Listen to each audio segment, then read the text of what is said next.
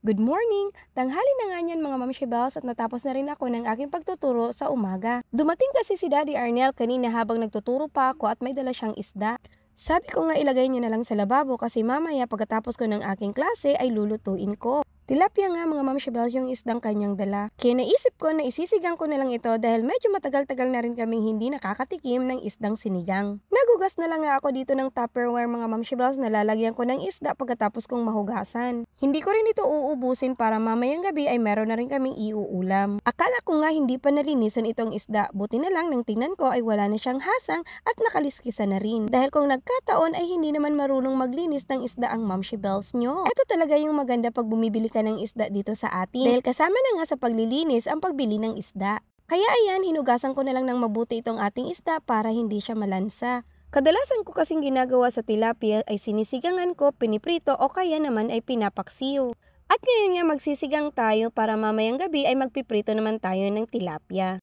Tamang-tama lang naman ito mga mamshibels para makatipid naman tayo sa mga gastusin. Dahil talaga namang sobrang nagtataasan na ang mga presyo ng mga bilihin. Pagkatapos ko ngang mahugasan ang mga tilapyang ito ay hihiwain ko na rin siya mga mamshibels sa tamang laki. Kasi yung iba nga ay ititira ko para mamayang gabi. Nang i-check ko nga isda lang pala yung dala ng aking asawa mga mamshibels, wala pa palang sangkap kaya pagkatapos kong hiwain ito ay pupunta pa ako ng tindahan. Pinaghihiwa ko na nga itong mga isda mga mamshibels at pagkatapos ko nito ay huhugasan kong muli para mawala yung mga dugo nila.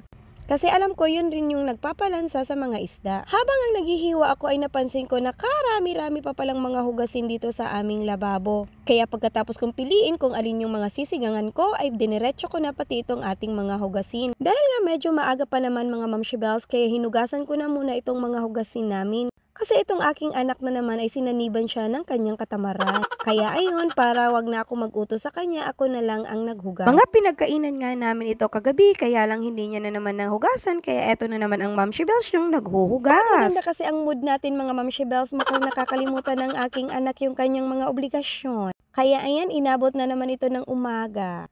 Pagkatapos ko ngang maghugas mga mamshibels ay lumabas na rin ang mamshibels nyo para mamili ng mga sangkap na gagamitin natin sa ating sinigang. Magtitingin na rin ako ng gulay na pwede nating ihalo sa ating sinigang. Marami ka naman pwedeng ipagpilian mga mamshibels pero ito na nga ang napili ko yung pechay kasi mas kilala ito ng aking mga anak. Kahit nga hindi masyadong kumakain ng gulay itong mga anak ko ay paminsan-minsan kapag kilala nila ang gulay ay kumakain rin sila. Mas gusto ko rin gamitin yung kalamansi pang paasim sa ating sinigang lalong-lalo na pag ito ay isda. Pati nga sibuyas ay naubusan na rin ang mamshibels nyo dahil nga sa dalang natin magluto mga mamshibels ay wala na nga tayong kahit anong sangkap sa ating kusina. Hindi rin kasi ako maramihan kung bumili ng sangkap mga mamshibels dahil madalang nga tayong magluto. Minsan nga napadami tayo ng bili at nasayang lang ako mga mamshibels dahil lahat ng sangkap natin ay nagsibulukan na. Kaya buti na lang ay mayroong tindahan ng ganito dito sa may sa amin. Pakonti-konti ay pwede na akong makabili. Nabili ko na nga ang lahat ng aking kailangan sa aking pagluluto ng sinigang kaya bumalik na ako sa aming bahay. At mag-uumpisa na tayong magluto ng ating sinigang.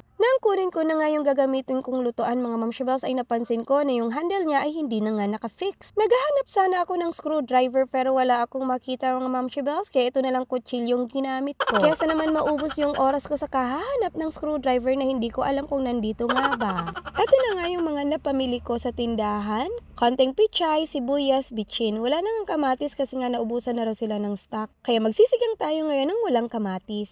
Okay lang naman yun mga mamshibels kasi meron naman tayong lemon. At ayan nga inuna ko na rin itong hiwain ating pechay mga mamshibels para mahugasan ko na rin. Isinunod ko na rin itong sibuyas para mailagay ko na sa kaserola at mailagay ko na rin sa apoy. Habang nag-aantay tayo na kumulo yung ating tubig mga mamshibels, maghihiwa na ako ng kalamansi para sa ating sinigang. Tinansya ko nga lang mga mamshibels kung ilang pirasong kalamansi yung gagamitin ko sa ating sinigang. Kasi itong aking pagluluto ay puro tansya-tansya rin naman. Pagkatapos ko ngang maghiwa ay niligpit ko na rin yung aking mga kalat mga mamshibels para pag natapos ako pagluto ay wala na rin akong ililigpit pa. Habang nag-aantay nga ako na kumulo yung ating tubig, nilagyan ko na rin ng mga tubig yung aming pitche. Kasi nasa rep nga sila pero wala naman silang mga laman.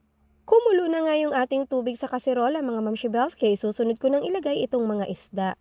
Ilang piraso lang ito mga mamshibels kasi wala naman nga si Daddy Arnel. Kami lang ng mga anak ko ang kakain nito. Buti na lang at inabot ng kabaitan si Daddy Arnel at naisipan niya kaming uwian ng maiulam namin.